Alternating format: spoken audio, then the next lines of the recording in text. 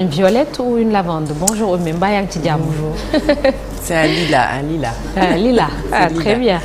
Bonjour à toute la team et puis bonjour à nos très chers téléspectateurs. Donc on y va pour la météo du jour. Oui. Après un week-end boo xamante ni moom de fortes rafales de vent ont eu lieu à Dakar sur le littoral principalement ànd ak ay taw yoo xamante ni c'était en faible quantité par endroit. On commence cette semaine avec de la grisaille maanaam asamaan soo xamante ni dafa muuru ci suba gi muuru on va dire un petit peu couvert sur une bonne partie du territoire en tout cas ànd ak un taux d'humidité boo xamante ni moom il est très conséquent ñu ngi ci 80% tey boori Kaolack mais teewul en globalité bu ñu jëlee réew mi yëpp rek sensation de chaleur bi moom ñëpp a ngi koy ñaxtu fi mu toll nii il fait extrêmement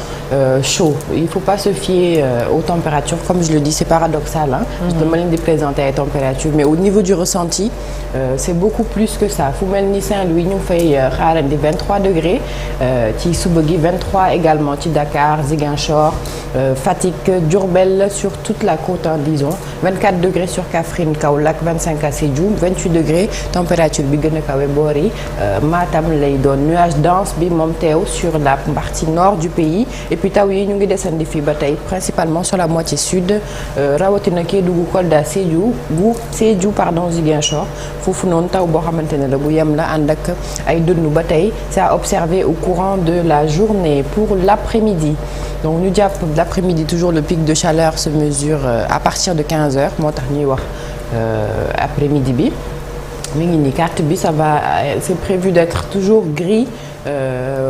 dans l'après-midi ànd ak de la pluie sur la moitié sud du pays et puis dënnu bi également à l'extrême sud mi ngi teew autant le matin que l'après-midi pour les températures moom 30 degrés la ñuy am à Dakar vous imaginez 30 degrés li ñuy ressentir fi mu toll nii dafa mel ni ëpp na ko les 30 degrés même ci suba gi nii da ngay préparer ba pare ñàkk tooy xepp les 30 degrés ne sont pas très fiables hein. Au niveau du ressenti je dis toujours 41 degrés on va avoir la maximale caniculaire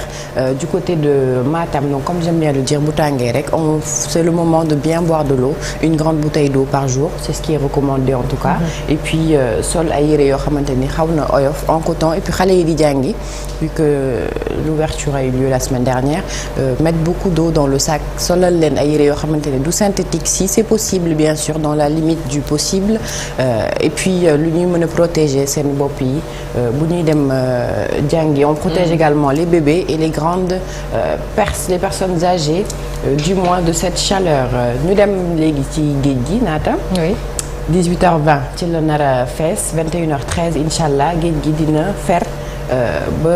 ëllëg mu daal di defaat comme ni mu koy defee chaque jour 4 marées lay doon et puis pour l'heure de pêche la bonne heure moom elle est comprise entre mi ngi nii jot na daanaka presque 8h21 jëm 10h21 activité élevée dit-on donc ñu am si yaakaar comme tous les jours pour le lever du soleil 7h pile ça n'a pas bougé diggante semaine dernière ak tey le coucher à 18h54 la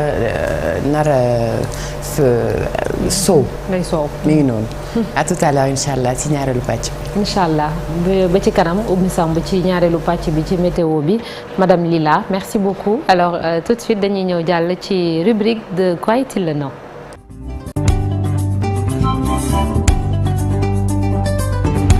ñu ngi leen ko doon wax tey fii ci Ndakaaru la ñuy